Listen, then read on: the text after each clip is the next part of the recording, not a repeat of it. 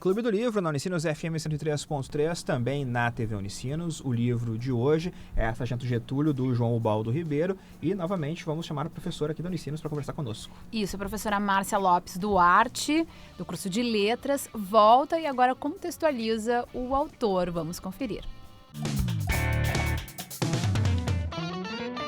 João Ubaldo Ribeiro é um autor extremamente significativo para a literatura brasileira. É um autor que segue a tradição da literatura regionalista brasileira, que é iniciada lá no final do século XIX, e ele transforma, no final do século XX, esse regionalismo em algo muito profundo, né? Os textos eles são todos repletos de um questionamento sobre a realidade, sobre o mundo, sobre as questões históricas. Ele está sempre muito preocupado com a inserção desse homem, desse ser que é, digamos assim, regional, né? Esse homem localizado, esse homem que está num lugar e que vai se tornando alguém que não tem mais lugar no mundo. Então, a gente poderia dizer que o regionalismo do João Ubaldo é um regionalismo que se preocupa em demonstrar que o lugar não existe mais. Esses lugares eles estão sendo suprimidos, eles estão desaparecendo. E onde é que ficam essas pessoas, estes homens? Esse é o Clube do Livro, então a gente continua falando sobre o Sargento Getúlio, continuando a história também, né, do livro. A gente já falou sobre a decapitação, né? Uhum. E agora a gente segue a história com a Luzinete, né, que surge na história meio que do nada também, né? Quando eu tô lendo, assim, quando eu vi, tipo, surgiu a Luzinete. É porque, assim, é todo um caminho que eles vão percorrendo e tem essas paradas, como a gente comentou, né? Na casa do seu Nestor, na casa do padre. Aí tem a casa da Luzinete também, que é um personagem bem interessante que aparece ali mais pro final da obra. Eu acho que a personagem da Luzinete, ela muda, e essa parte do livro, ela muda o Getúlio, de certa forma, porque ele, pela primeira vez no livro, pelo menos... Se mostra um pouco mais humano, talvez, ali. Se mostra com vontade de ficar em um lugar, de se fixar. Então, ele passa por um conflito. Então, ele chegou nessa casa, parou nessa casa lá com o Amaro, com o prisioneiro, na casa dessa mulher, e ele encontra aí nos braços dessa mulher um refúgio, digamos assim. Então, ele fica com vontade de ficar, ele até pensa em estabelecer uma família. Até de ter um filho, por isso que eu pensei, né? Nossa, tem até ele consegue mostrar ali que tem esse carinho, esse amor. Mas, ao mesmo tempo, tem um conflito. Tem um conflito. Ao mesmo tempo, ele fala algo do tipo, bom é emprenhar, mas depois que nasce o filho, porque, segundo ele, a mulher muda depois que nasce o filho. Até ele pensa, tipo, emprenho, saio, 2 meses depois volto, porque tem uma parte com burro também, né? E ele diz, né, que, enfim, né? Imaginem o que é. Imaginem, enfim. E ele tem um lance meio assim que, tipo, ele vai lá, emprenha, então depois dá uma volta, faz de novo. E uma cambada de filho, né? Ele tem uma hora que ele imagina uma família toda, né? Ele constitui família com essa Luzinete na imaginação dele. E nessa passagem que ele tá lá em Japaratuba, obrigada. ele não consegue ficar longe de confusão, né? E aí ele quer roubar lá na delegacia uma metralhadora. Isso, até porque ele sabe que depois que ele fez lá com o tenente, que ele decapitou o sujeito... Que vai vir gente atrás dele. Vão atrás dele, isso é lógico. Então ele procura, né, uma forma de se proteger, que é uma metralhadora. E onde ele vai encontrar isso? Na delegacia. Só que ele não encontra nada na delegacia que prestasse para que ele pudesse fazer isso. Então ele volta para casa da Luzinete e meio que se entrincheira ali dentro, junto com o Amaro, com o preso lá, com o seu prisioneiro e com a Luzinete. Coitado desse preso, eu fico imaginando ele sempre ali arrastado, todo maltrapilho, machucado. E acompanhando, né, toda essa aventura. Sem poder dizer nada, né? Sem poder dizer nada, se defender.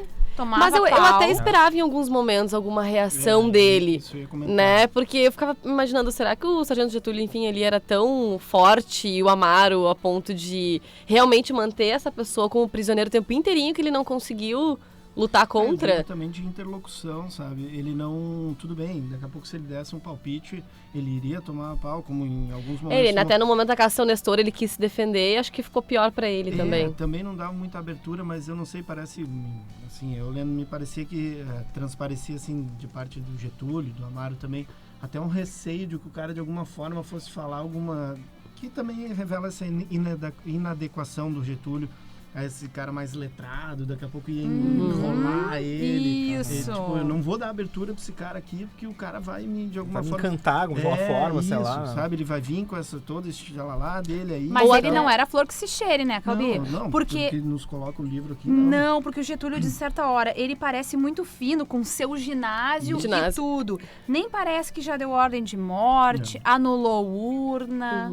Então, olha Exatamente. só. Mas isso que a Ioris lembrou, me veio na cabeça que em alguns momentos eu fiquei assim, pô, mas o cara, né, eles não dão espaço pra ele nem de interlocução. Lá no início, reagir, no início ainda do trajeto deles, ele até dá uma gaitada, ele descreve assim, né, de alguma coisa que o Getúlio fala, e o Getúlio fica muito bravo com ele, né, dele ter tirado um sarro da cara dele, porque ali ele falou alguma coisa mesmo que ele não entendeu bem. E o preso deu uma gaitada. Então, assim, em alguns momentos ele até mostrava essa certa superioridade intelectual, digamos assim. Mas só nessas partes, assim. Eram coisas bem pequenas. Ou como na casa do seu Nestor, após o episódio com a filha, né? Com a menina. Que também acho que eles não chegam a dar um nome, né? Pra ela. Eu não lembro. Acho que eles não chegam a dar um nome. Mas ele também quer se defender porque ele tá ouvindo a conversa dos três ali na varanda.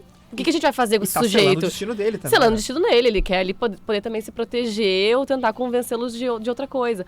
Ou no momento também de, vamos esquecer tudo isso e eu vou embora, o Getúlio vai embora. Enfim, ele até tem umas tentativas, mas são bem poucas até. Tem um momento, inclusive, né, que daí a gente já tá dentro daquela casa da Luzinete e tal, estão chegando aquele outro batalhão, então, para enfrentar o Getúlio, e o Amaro observa, vê que tá chegando alguém e vai perto da porta, para quando o cara abrir a porta ele poder surpreender. E quando ele abre a porta, o preso fala: cuidado que tem um cara atrás da porta. Isso. E claro, né, que o sujeito não consegue se defender, ele é morto pelo Amaro, e depois o Getúlio vai lá e bate no preso umas 3, 4 vezes, chuta ele, e depois diz pra Luzinete. Luzinete fica perto dele, fica com um fósforo na mão, se ele falar de novo, taca aquele querosene nele e bota fogo. Mas ela não chega a colocar, acho que ela coloca querosene nele. Pra adiantar os trabalhos. Pra adiantar os trabalhos, isso. Isso. E eles ficam naquela questão ali, o Amaro atirando contra os caras, o Getúlio também, a Luzinete ali mais atrás. E tem um momento que o Getúlio fala: mais tiro, vamos lá, mais tiro, Amaro. Sim, tá ali, né, naquela coisa, e o Amaro não responde, né, e não atira mais. E o que houve, né? E o Getúlio vai e olha pro lado, e o Amaro... E aí eu acho que nós temos um momento de humanidade do Getúlio, porque algumas páginas antes ele já tinha comentado que o Amaro era como um irmão para ele. E naquele momento que o Amaro morre, aí então ele fica tocado naquele momento, assim. Ele sente e não sente no começo, depois ele acaba, acho que meio que cai a ficha, assim, sabe? Ele fala algo do tipo, eu só tenho Amaro e você, pra Luzinete, né? E aí faz resgata essa coisa de que o Amaro seria, tipo, como se fosse um irmão pra ele. Então ele fica tocado, porque no meio daquele tiroteio todo, ele perde aquele que... É o braço direito dele, era o braço direito dele, era o único que escutava ele durante essa trajetória, na verdade, né? O que acaba por reforçar aí um caráter que já vem desde o começo do livro, mas tem aí suas pontuações aí e tal, mas do encaminhamento final, já que a gente está indo pro próximo bloco, quase que já é das considerações finais, desse caráter individual dele, dele personificar todo esse dilema nele, guardar para ele e tudo mais, e ser muito aferrado a essa questão que a gente já citou aqui, de cumprir com a sua missão, e aí ele se vê exatamente, agora eu tô sozinho mesmo, né? Amaro me deixou e já estava passando por esse processo um pouco de mais humanização, que eu concordo, tanto pela Luzinete quanto pelo Amaro, então, ele cita aí como um amigo, como irmão e parceiro.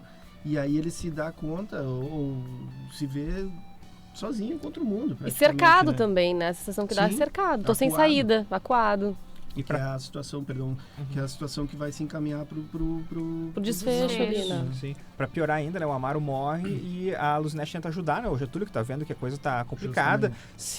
Obviamente, se os caras entrarem na casa, não matam só o Getúlio, matam também a Luzinete, obviamente. A Luzinete lembra que tem bombas na casa. Que são, no caso, bananas de dinamite, né? Que um cunhado deixou. Que o cunhado deixou ali. E ela vai tentar ajudar ele. Só que, e eu acho muito legal essa parte da história, porque o João Baldo Ribeiro não fala que, tipo, que ela explodiu com a bomba. Ele fala de uma outra forma, sabe? Ele usa uma metáfora e ele diz que ela virou lua. porque ela morre, ela explode com a dinamite, de alguma forma, que também não fica clara no livro, mas ela morre e acaba virando lua nos olhos, então, do Getúlio, que consegue de alguma forma fugir ainda, né? Ele consegue, depois de um tempo, depois de muito combate, mata todo mundo que tá ali, pelo que parece, e leva o prisioneiro, não mais com o carro, porque o carro tá estragado, né? O Hudson estragou, então ele leva... Não tem gasolina. Ele leva, então, a pé, tentar terminar a sua missão. Perto de um rio, né? Nessa parte também, um pouco antes, mas principalmente nesse capítulo aí, ele reforça essa questão do que é real, do surreal, dentro de uma questão de realismo mágico ali também. Até por isso, é um subterfúgio para daqui a pouco não fica bem, como tu falasse, explícito assim, como que a Luzinete morreu, ou como que ele vai conseguir sair dessa enrascada, mas de certa forma aí, meio que misturando já devaneio e tal, né? Essa história de que eu tô sozinho contra o mundo, ele acaba conseguindo sair pelo menos dessa enrascada aí, para entrar numa outra um pouco maior. Pois é, né? Não adianta, né? O destino dele estava selado desde o começo. Sim, desde o começo do livro. A gente consegue observar isso. Ainda que ele seja o narrador da história, e seria meio impossível ele narrar essa história do jeito que... E acabando de o bloco, depois a gente pode falar depois do outro bloco que acontece com ele, mas a gente entende que é impossível que ele conte essa história da forma como ela termina. Mas também é uma forma que o João Baldo Ribeiro trabalha para colocar a gente dentro da cabeça desse Getúlio, que é o personagem principal do livro, o personagem título, inclusive, do livro. Vamos pro intervalo, depois a gente segue então, vamos dizer o desfecho da história, né? O que aconteceu com o Sargento Getúlio será, hein? Depois de tudo isso que a gente comentou. O que será? O que será?